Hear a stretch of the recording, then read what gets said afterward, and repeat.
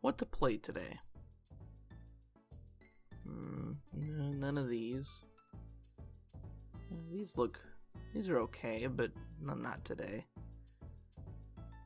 Sexy, but yeah, not for me today. No, God! No, God, please, no! No! No! No! On September 13th, 2016, NASCAR Heat Evolution was released with an immense amount of hype, as it was being marketed as the first NASCAR game for the 8th generation of consoles, the Xbox One and the PlayStation 4, and also PC. At the time, new publishers Duesenberry Martin Racing, or DMR for short, decided to switch away from longtime developer Eutechnyx, as the games had become more stale and most notably repetitive, with their final game in the series being NASCAR 15. The game was merely a roster update compared to NASCAR 14 and was released at a discounted price of $20 but later was reduced to $10 in a DLC now known as NASCAR 15 Victory Edition, which, you know, I've done a review for. You can check that out. There's a little thing in the top right of the corner. DMR instead teamed up with veteran NASCAR video game developer Monster Games, who previously worked on NASCAR Heat, NASCAR Heat 2002, and NASCAR Dirt to Daytona respectively. The addition of Monster Games left many NASCAR fans excited for the game's release, and the game looked like it was going to be a success with its use of the Unity 5 engine. But was it a success? Boy fucking howdy it wasn't. But why wasn't it a success? Was it the AI? Was it the unrealistic marketing that the game developers wanted to push forward? Or was it the cars and gameplay itself? Well, let's find out. My name is Clable, and welcome to my review of NASCAR Heat Evolution. Before we get started here, I want to preface in saying that I review games in a particular manner, and I like to key on in many things when I can. To do so, this review will be subjected into 4 parts. Gameplay, in which I look over the game as a whole and put forth my experience playing the game, and maybe bits from other categories.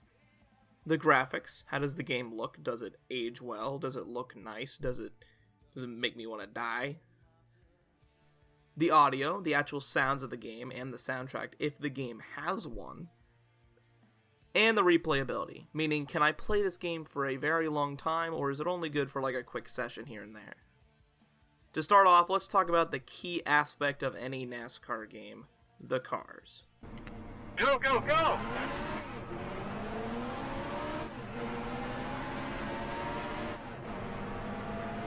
What am I listening to? A bear taking a shit at a lower pitch? I've never heard a bear take a shit before, but I bet this is what it sounds like. They actually had people going to the tracks to get pictures, and it seems they didn't even attempt to get actual sounds from the racetracks alongside. Maybe they got audio from people around the office instead of bears. Maybe that's where they got the shit recordings from. In actuality, they recycled the engine sounds from NASCAR Heat 2002, a game made for the PlayStation 2, not even 3 months after the PlayStation 2 was released. Jeez, okay, but what about the actual driving model? Well, NASCAR Heat Evolution comes with 2 driving modes, those being arcade and simulation. Arcade is what it says it is. It's an arcade style of driving. You aren't going to easily slide into cars and wreck yourself very often. It's meant to be for those casual players and is perfect for lower difficulties. Simulation, on the other hand, is supposed to offer the closest experience to the real 2016 NASCAR Cup Series cars, and allows setups for you to tweak the car to the best of its ability. The key word in that previous sentence, however, was supposed to. Well, it really doesn't. The cars on simulation in this game seem very wobbly, and are prone to getting loose on longer runs, but will especially get loose if you are within millimeters of the apron. I am talking, like, pieces of hair on the apron. You know how in NASCAR 06 and NASCAR 07, when you hit the apron at tracks like Charlotte and Dover, your car immediately just does a spin? Okay, well, imagine that, but it's any apron in this game. Just barely getting on the apron in the corners leads to your car slowly spinning out, and there is no course of saving these cars. Once you spin, the best you can do is hold the brakes and pray no AI gets into you. What I don't understand about these cars is how they are compared to the previous NASCAR game, NASCAR 15. In NASCAR 15, there is always room for error in terms of driving on your own, as the driving physics enabled players to manage their brakes and throttle in the corners to get the best out of their cars. However, in NASCAR Heat Evolution, that is non-existent, as at the majority of tracks, getting around only requires you to lift and then get right back on the gas. Most of your time driving in this game is spent having the car basically drive for you, as there is no need to brake at most of these tracks, and doing so will just lead to you getting ran over. Speaking of getting ran over, let's talk about the AI. The AI in this game are not good, to say the least. The AI seems to be programmed to run only in 2 or 3 wide formations. If you so happen to disrupt this formation, you will be pinched to oblivion. This leads to something that is synonymous to the NASCAR Heat franchise: ping-ponging. Barely getting into another car leads to your car ping-ponging off that car and going into the opposite direction.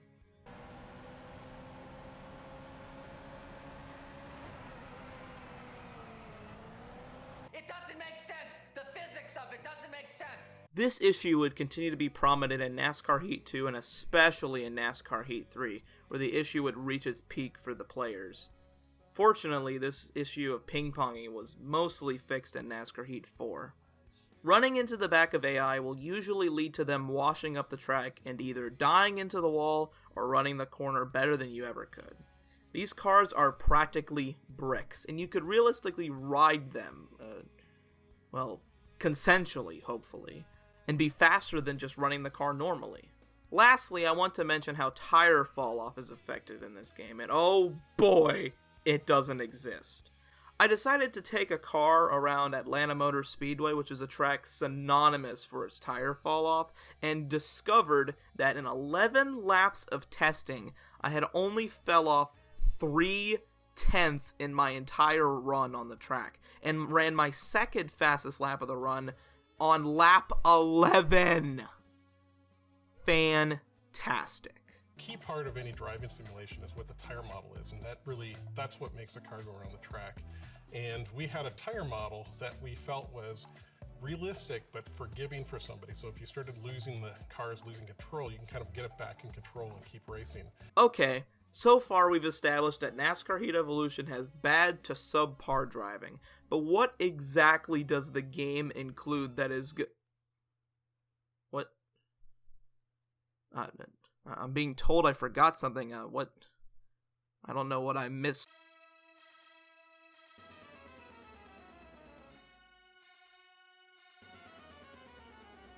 Oh my god. How do you honestly fuck up this bad? Rapidly pressing the pause button allows you to speed up to ridiculous speeds and just fly by the AI. If you choose to go into a race and are feeling like you need a bit of an edge instead of resorting to the standard crystal meth, then just use this pause glitch. This single feature, if you want to call it that, makes the game somewhat enjoyable, as it is practically a safety net in case you feel the game fucked you. It can be obnoxious, but come on, it's literally like a cheat code. It's incredible.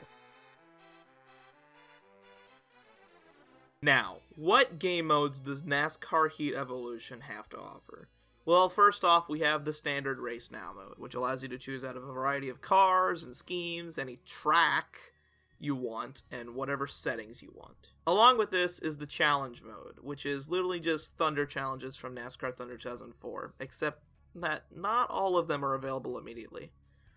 The ones you get from the free DLCs are available right off the bat, including challenges from Matt Tifft, who is, if I'm reading this correctly, a NASCAR driver. As I was recording footage for this video, I randomly got a challenge from Jimmy fucking Johnson, and he demanded that I win his 76 race under green to prove how great he is. I declined. There's even a challenge to ruin his 7th championship as well and give it to the rightful champion, if you know what I mean. Hey Kyle, is that NASCAR Heat Evolution? No, Joey. This is NASCAR You Should Have Been Aborted moments, buddy. Still there. All clear. There's plenty of other challenges to do. I'd say they get better in the later Heat games as there's a more variety to them, and they do give you something to do, even if they are somewhat easy and can be repetitive. And they're just something that was, from the EA games. It's nothing really they, made themselves. Plus, if you're having difficulty with these challenges, you can just use the nitrous to complete them pretty easily. Next up is Championship Mode, and I must say this mode does have something redeeming, and that is the options. Later in the NASCAR Heat titles, they would perfect this, but having other options besides the chase and the standard 36 race NASCAR season is for sure an upgrade to the Technics titles. However, as I said, it was perfected in the later Heat games. Next is the Career Mode, and oh boy, let's get started on this. I will preface this and say, as along with mainly everything involved in this game, it does lay down the groundwork for the later NASCAR Heat titles. Unlike in NASCAR 15, you get to customize your own character in this game, similar to the old EA Sports games, but this time with more features, like changing how big your nose is, if that's something you're into. You could even have the nose of Hugh Neutron if you really wanted to. However, that is all you get to do in terms of customization. No customizing your own car, and you're only limited to 4 options in terms of numbers. Pain. Once you've selected your manufacturer and appearance, you get to meet Dave, who is our semi-replacement of Ace Moneymaker in this game, who wants you to do a couple races for him and to at least finish in the top 30 in your first 2 NASCAR Cup starts, to help gain sponsors. Damn, if it was this easy to become a NASCAR driver, sign me the fuck up. After completing this, you earn a subpar sponsor and are able to customize your difficulty from easy to hard, and you start racing. You start from the bottom and work your way up, just like in most NASCAR career modes.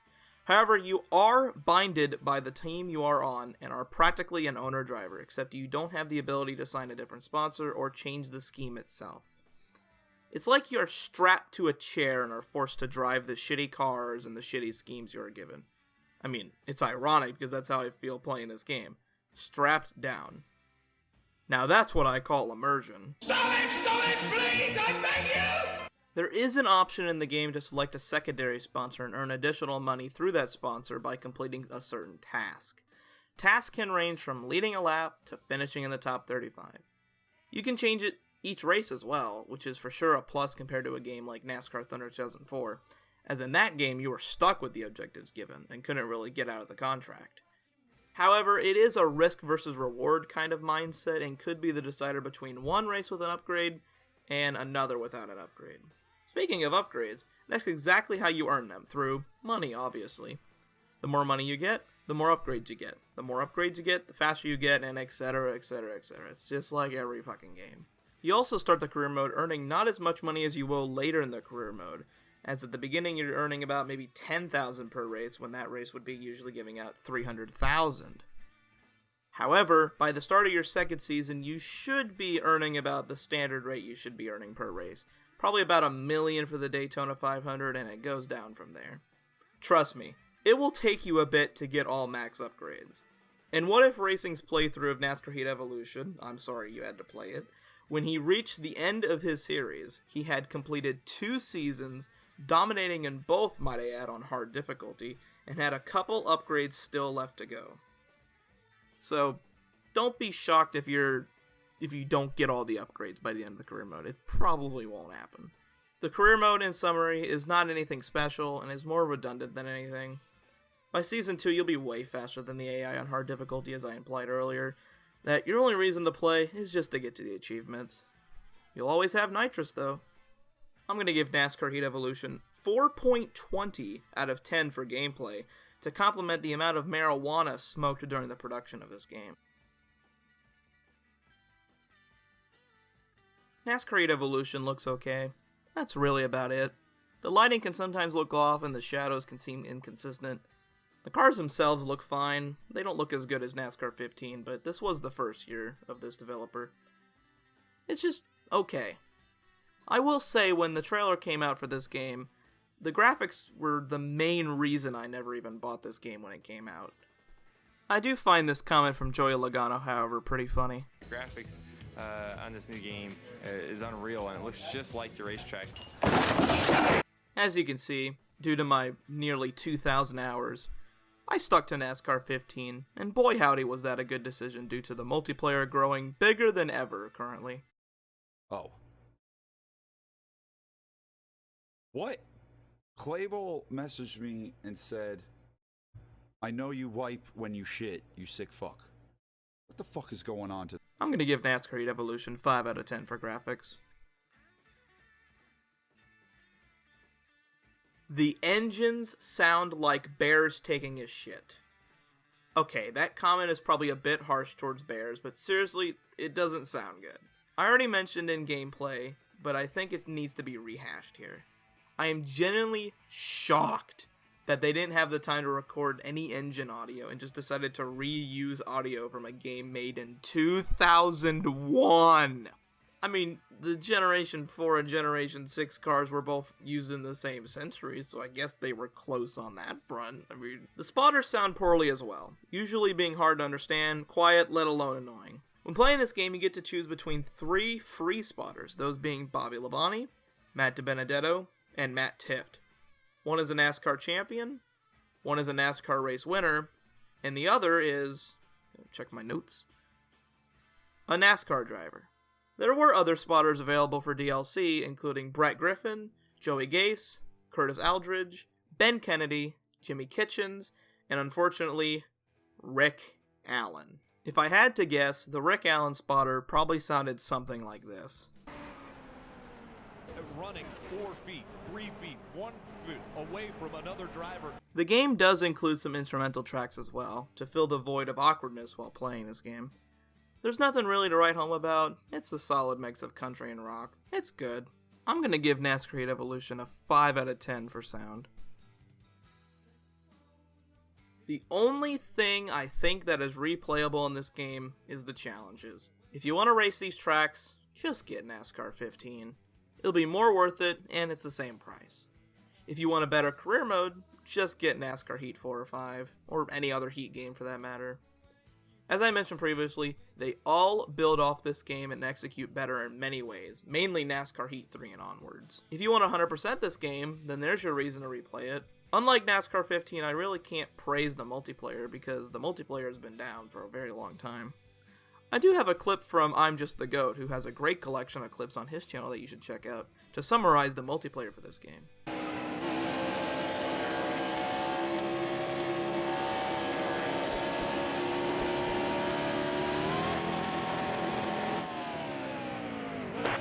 Awesome, top 5. I'll give NASCAR Heat Evolution a 3 out of 10 for replayability. Before I give my final score on the game, I'm going to mention some things I haven't gotten to yet. First of all, the damage model in this game sucks. Like, the cars just bend in and parts don't fall off the car. As well, sometimes the damage can even carry over into other sessions and even carries over when you restart a race. It's mid, to say the least. I didn't mention it when I tackled the gameplay for this game because I didn't think it mattered all that much, but of course in a game like this that is just so synonymous for being bad, might as well also add that it blows. NASCAR Heat Evolution has a speed rating system. After every race you complete, you will earn a speed rating, which is based off the overall speed you have during the race. Given the amount of laps you completed, your laps are multiplied by your speed rating and you earn speed points. All speed points do is display how good you are at the game, nothing else really. It's kind of like the cash you earn in NASCAR Heat 2 in their career mode.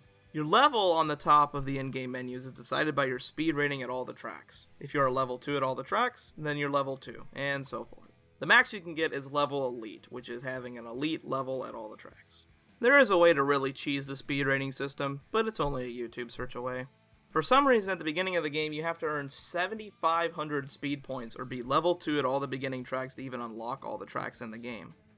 Now I get it. The base tracks you have, those being Atlanta, Charlotte, Daytona, Dover, Kansas, and Texas, are pretty good options for beginner tracks.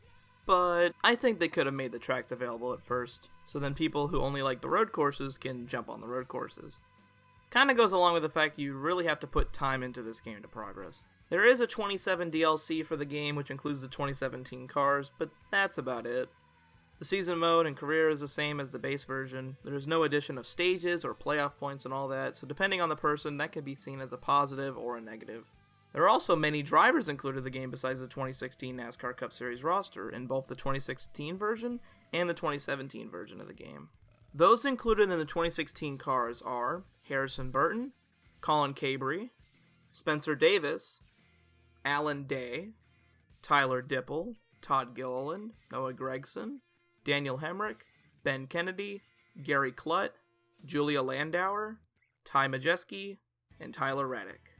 Meanwhile, the 2017 cars offer new additions such as Chase Briscoe, Austin Cindric, Ryan Reed, and Bubba Wallace. Plus, you get to drive as Matt Tifft, who, if I'm reading my script here correctly, a NASCAR driver. And lastly, this is the second game in a row to allow alcohol sponsorships to be featured in the base game, with once again Brad Keselowski sporting a couple Miller Lite schemes, and even Kevin Harvick has a couple schemes. I did find it funny when I tried to put in my birth date to September 11th, 2001, that the game just decided to slide the year to 2002. How dare you discriminate against my boy Butters like that? Everyone knows it's Butters. Well, that's me. Now for my final score. Remember, this score is based off my experience with this game, so please do not threaten my non-existent wife and children. You may experience the game differently, and that's alright. We are all entitled to our own opinions, so please just leave my wife and children out of this. They did nothing wrong. After reviewing all the aspects I mentioned previously, I've decided to give NASCAR Heat Evolution a 4 out of 10. NASCAR Heat Evolution is, in all categories, a bad game. It's the last game for my favorite driver of all time, Carl Edwards. It's the last game for Tony Stewart, and the nitrous boost you can get makes it funny. Think of the game as a so bad it's good kind of game, and you'll get a hell of a time out of it. But the game did set up a lot for the series to come. Think of this game as NASCAR Heat Alpha Edition, and only play it if you know what you're in for. As I mentioned, get Heat 4, Heat 5 for a better career mode, and get NASCAR 15 for a better driving experience. That's all for my review of NASCAR Heat Evolution. I thank you all so much for watching. Have a suggestion? Put it in the comments and I'll see if I can try and cover it. I hope you all have a fantastic day. My name is Clable, and as always, take it easy.